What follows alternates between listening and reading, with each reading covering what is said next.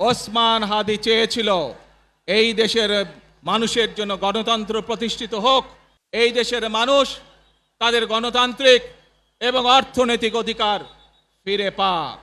I have a plan for the people of my country, for my country.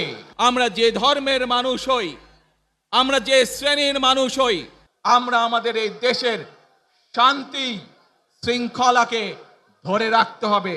প্রিয় ভাই বোনেরা, আজ বাংলাদেশের মানুষ কথা বলার অধিকার ফিরে পেতে চায়, তারা তাদের গণতান্ত্রিক অধিকার ফিরে পেতে চায়।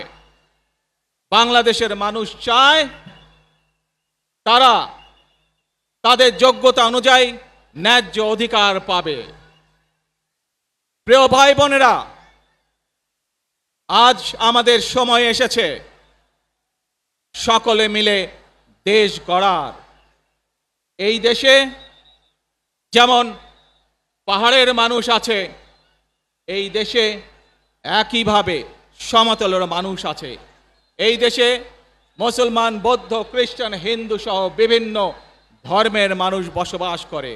আমরা চাই সকলে মিলে এমন একটি বাংলাদেশ গড়ে তুলব আমরা, যেই বাংলাদেশের স্বপ্ন একজন মা দেখেন, অর্থাৎ একটি নিরাপদ বাংলাদেশ আমরা গড়ে তুলতে চাই। যে বাংলাদেশে একজন নারী, একজন পুরুষ, একজন শিশু যেই হোক না কেন, নিরাপদে ঘর থেকে বের হলে নিরাপদে ইনশাআল্লাহ ঘরে আবার ফিরে আসতে পারে। প্রিয় ভাই বোনেরা, এই দেশের জনসংখ্যার অর্ধেক নারী, 4 কোটিরও বেশি তরুণ প্রজন্মের সদস্য, 5 কোটির মতন শিশু, 40 লক্ষের মতন প্রতিবন্ধী মানুষ রয়েছেন, কয়েক কোটি কৃষক শ্রমিক রয়েছেন। এই মানুষগুলোর একটি প্রত্যাশা আছে এই রাষ্ট্রের কাছে, এই মানুষগুলোর একটি আকাঙ্ক্ষা আছে এই দেশের কাছে। আজ আমরা সকলে যদি ঐক্যবদ্ধ হই, আজ আমরা যদি সকলে প্রতিজ্ঞাবদ্ধ হই, তাহলে আমরা এই লক্ষ কোটি মানুষের সেই প্রত্যাশাগুলো পূরণ করতে পারি ইনশাআল্লাহ। প্রিয় ভাই বোনেরা, 71 সালে আমাদের শহীদরা নিজের জীবন উৎসর্গ করেছিলেন এই রকম একটি বাংলাদেশ গঠনের জন্য। বিগত 15 বছর স্বৈরাচারের বিরুদ্ধে শত শত হাজারো গুম খুনের শিকার হয়েছে শুধু রাজনৈতিক দলের সদস্য নয়, নিরীহ মানুষের প্রতিবাদ করতে গিয়ে অত্যাচার নির্যাতনের শিকার হয়েছে, জীবন দিয়েছে। 2024 সাল মাত্র সেদিনের ঘটনা। কিভাবে আমরা দেখেছি আমাদের তরুণ প্রজন্মের সদস্যরা কিভাবে নিজের জীবন উৎসর্গ করেছে দেশের এই স্বাধীনতা এবং সার্বভৌমত্বকে রক্ষা করার জন্য। প্রিয় ভাই বোনেরা, কয়েকদিন আগে এই বাংলাদেশের 24 আন্দোলনের এক সাহসী প্রজন্মের এক সাহসী সদস্য ওসমান হাদিকে হত্যা করা হয়েছে। ওসমান হাদি শহীদ হয়েছে। প্রিয় ভাই বোনেরা, ওসমান হাদি চেয়েছিল এই দেশের মানুষের জন্য গণতন্ত্র প্রতিষ্ঠিত হোক, এই দেশের মানুষের গণতান্ত্রিক অধিকার প্রতিষ্ঠিত হোক, এই দেশের মানুষ তাদের গণতান্ত্রিক এবং অর্থনৈতিক অধিকার ফিরে পাক।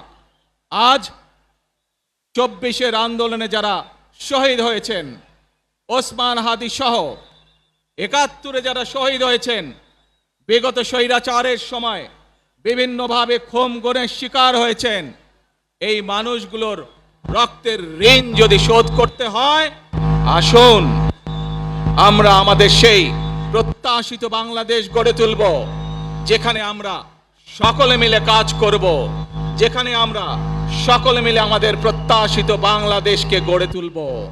প্রিয় ভাই বোনেরা, মার্টিন লুথার কিং নাম শুনেছেন না আপনারা? নাম শুনেছেন তো আপনারা?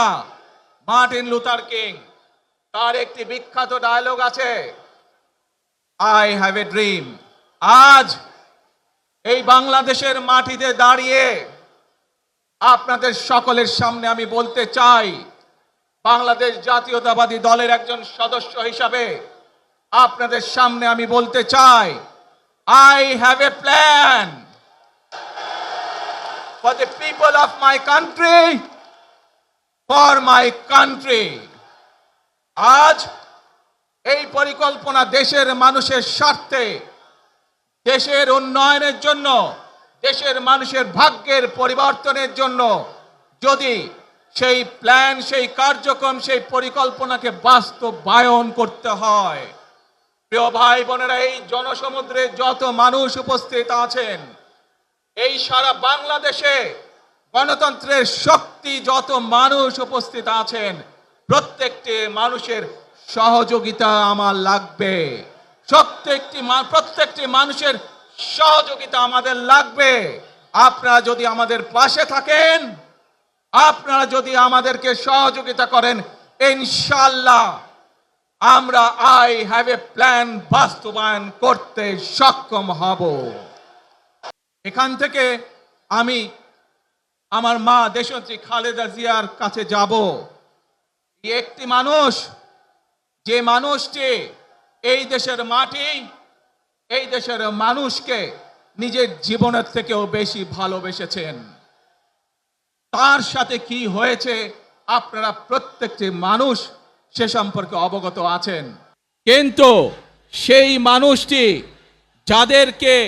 যাদের জন্য জীবনকে উৎসর্গ করেছে, অর্থাৎ আপনারা এই মানুষগুলোকে, যাদের জন্য দেশনেত্রী খালেদা জিয়া জীবন উৎসর্গ করেছেন, নিজের জীবন, সেই মানুষগুলোকে আমি কোনোভাবেই ফেলে যেতে পারি না। এবং